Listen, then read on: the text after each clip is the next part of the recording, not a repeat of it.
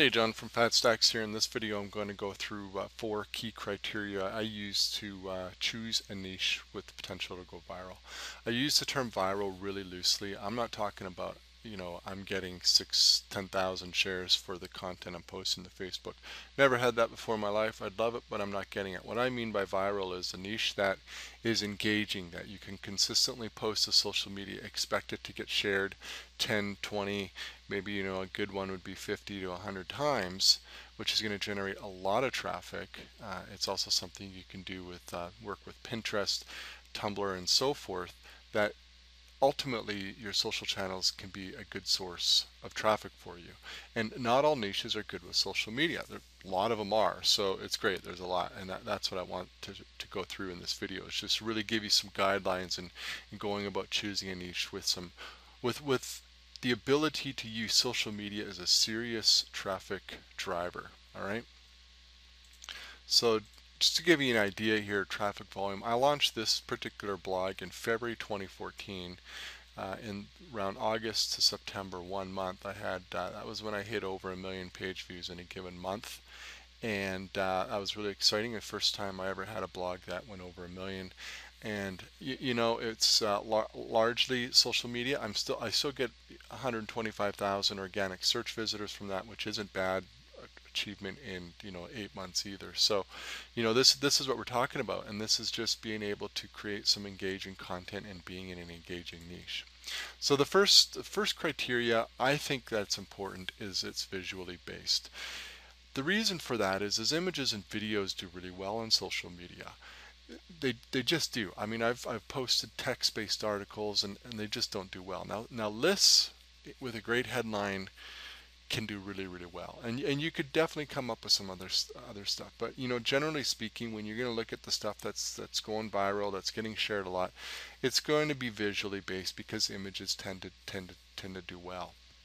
All right, so I like visual niches. Remember, what I'm setting out here are guidelines.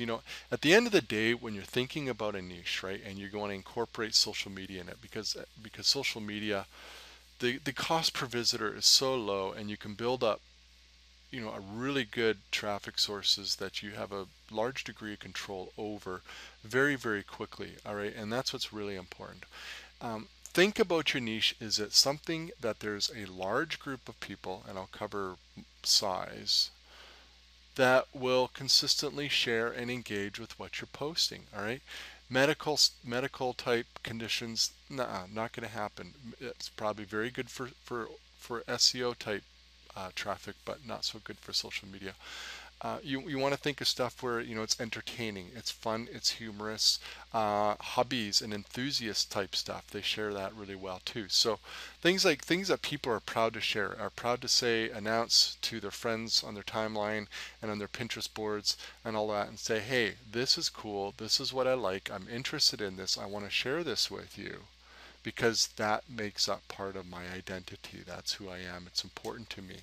And that's really fundamentally what you're looking at when you go into these niches. Now, the reason I say visually, it's a bit superficial, but it works because the images, I mean, it's true, a picture can be is 1,000 words, and so it can communicate a lot, and people will tend to share that more readily than just text. Okay, so the other thing I like about uh, visually based niches is you can make great content with not a lot of work. All right, if you can get 10, 15, 20, 30 images for a particular topic, you have a really great article, and you don't have to write it all. It's long.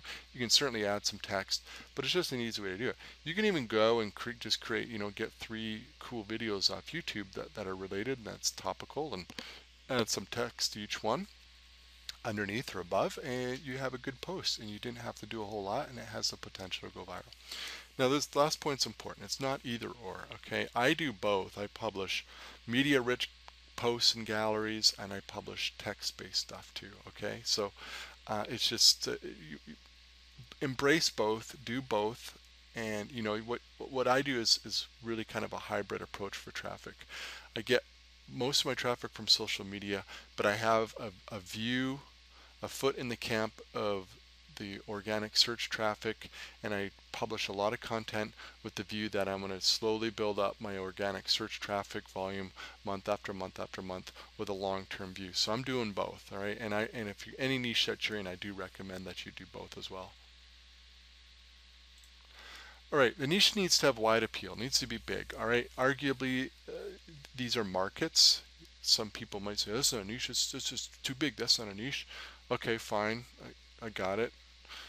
It doesn't really matter. What you want is a group of people who are interested in generally what you're posting about. Okay, give you an example is travel. Right, travel is a market. I agree with that. It's huge, right? On Facebook, over 100 million people are in the United States alone are interested in travel. Lots of subtopics, budget travel, luxury travel, travel in a particular location, beaches, whatever. Okay, those are more niches. But if I were to do a travel site, I would start broad as a travel site, post a lot of different travel related topics, and they could, be all over the map, and sort of see what happens. And then if I'm getting particular success with a particular type of travel content, I may move the site toward that more. So really at the end of the day, we want to cater to a large audience because we want a lot of traffic. And if we're going to invest time into Facebook and Tumblr and Google Plus and YouTube and all the rest of the social media stuff, we want to build big ones that will generate a lot of traffic. We don't want really small, 1,000 fans who are interested in a real sub topic of something. We want hundreds of thousands of fans who are all generally interested in what we're posting, and so we're going to get lots of people sharing and visiting our site and so forth. Okay, generally speaking, I don't think you should expect that you're going to generate a lot of affiliate commissions given the traffic you're going to get from social media. Some people claim they can sell lots of stuff from social media. I'm not one of those people. I monetize largely with display ads. Now, my affiliate commissions are slowly growing month after month, but they're still a fraction of my display ads revenue. So don't expect huge affiliate commissions unless, hey, if you figure out how to earn a lot of money just with general interest type um, sites with social media traffic, I'd love to talk to you about it. But really, it's display ads, and don't be shy of display ads. It can be a really good way to earn revenue. Biggest sites in the world, most of the revenues from display ads. So, and of course you can create a separate part of your site dedicated to that's more targeted, and you can run your email newsletter and do more targeted affiliate promotions. That's what's great about it. You can do both. You're not locked into one model specifically. All right, so let's talk about researching at niche size. The best way to really get a sense of whether it's going to be big enough yet tight in enough in terms of people related to a particular topic is in the Facebook advertising section. Then their interests, you can go in and type in various topics and see what number of people in a particular country are interested in it. So that give you a really good indication right there. So if you see something like for instance, if you go in there and you put in travel, you're going to get over 100 million people in the United States are interested in travel. Obviously that's a big enough. 100 million will do it. I can't tell you what the lowest would be. If I were going to jump into a new niche, I would probably want at least 30-40 million people interested in it from Facebook as an amalgamation of all the different interests that are related in there that I put in there. So that's just me because I want the potential to make it a really, really big site yet related, right? Like my site's not so general that I'm covering business, travel, lifestyle, health. I'm not doing one of those sites. You need a team of a lot of people to do that. My site is still all very related. But travel is a good example, right? You've got lots of subtopics. Probably the best indicator of whether it's your niche is going to work with this whole model and it's big enough yet it's related enough. If there are magazines dedicated to it, that's a great indication. Magazines are expensive and it has to be a decent sized audience for it. I'm not talking like some real narrow trade publications. I'm talking your general on the newsstand magazines. So you're looking at health, obviously that's good. Travel, lots of travel. Celebrity, huge is celebrity, of course. And then there's your enthusiast stuff, beer making, bird watching, yachting, Those types of niches, woodworking, those are great niches. They're actually very good because you're probably going to do better than I do with affiliate promotions with those, because people who are into hobbies and such are, they buy the stuff they need for their hobbies. Photography is another one. So if you see magazines, go to magazines.com. They've got them all there. If you see magazines dedicated to it, that's a good sign. Same with TV channels. If there's a TV channel dedicated to your topic, really good. Keyword search volume, not so important. I don't even bother, but if you want to just double check, I don't even tell you, you'd at least want several million for your seed keyword, would be my hunch. I'd really just focus on the first two parameters to look for in terms of niche size. Okay, third criterion is decent revenue potential. I throw these numbers here very, very reluctantly, okay? If something's like 75 cents for a click for an ad in the keyword planner, but it hits all the other markers like bang on, go for it. Don't cut off at the dollar. Don't be, that strict about it. I throw it in there just as an indicator that there's potentially going to be some display ad revenue, okay?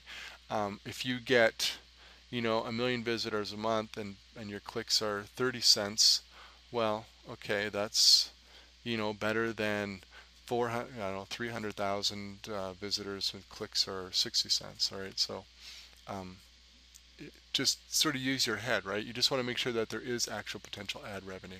The keyword planner there, when you put in your seed keyword and you see the cost there, or what they call the CPC there, that's the cost that the advertiser will pay for the search traffic, and it's going to be a lot higher than what you'll get for a click on AdSense. All right, don't expect you see $4. It's like, wow, I'm gonna get $4 a click. Not gonna happen. You're gonna get a fraction of that.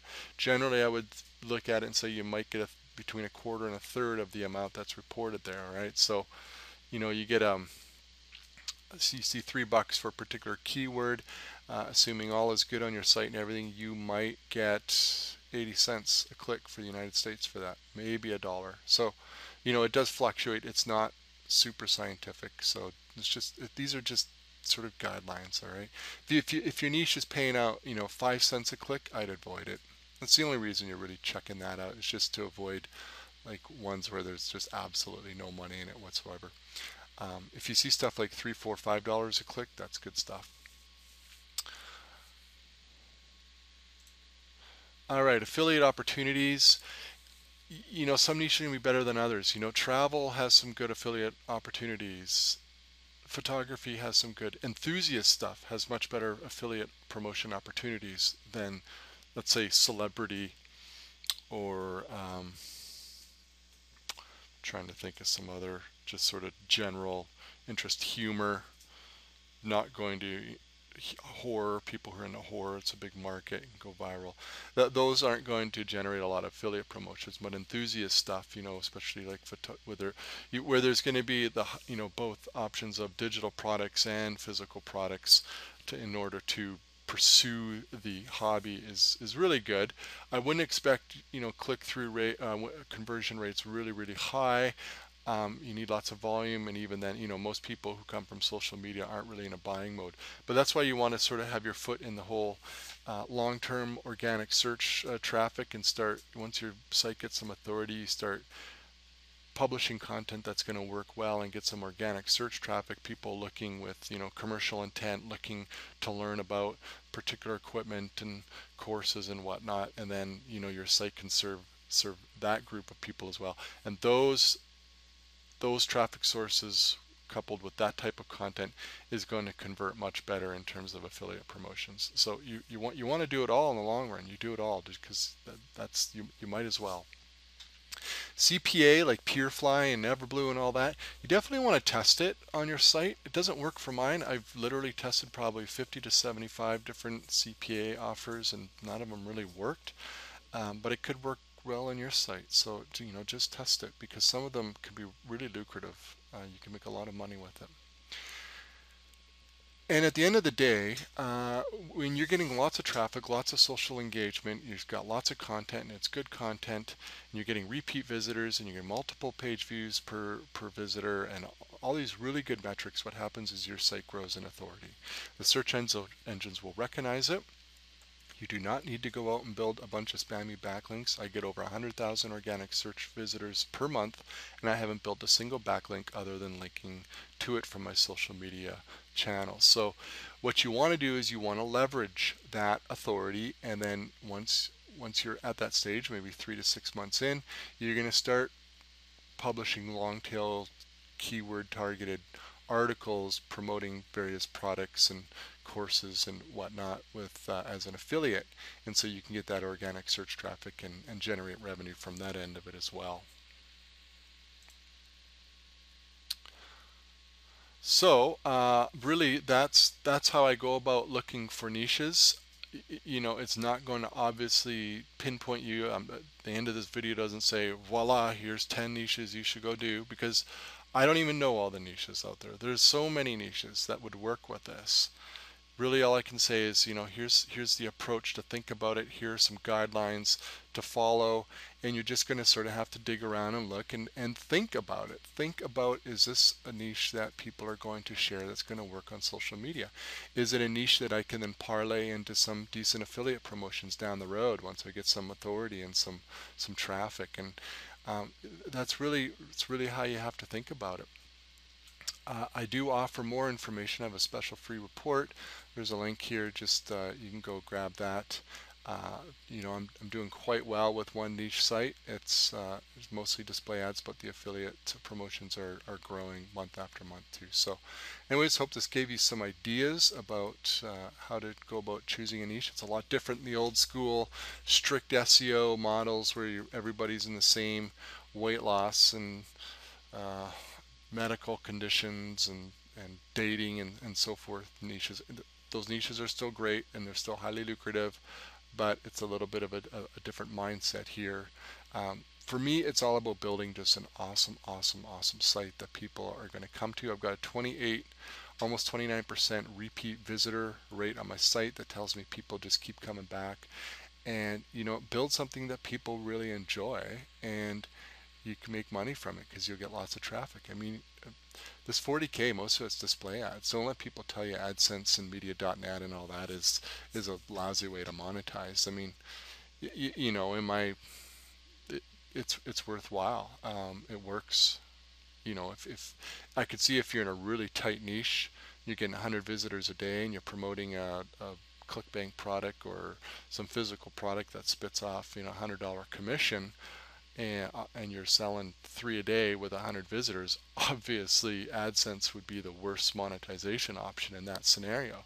But that's not our scenario. Our scenario is huge volumes of traffic and in niches that are paying out all right on a click basis. So, you know, it's just a different model.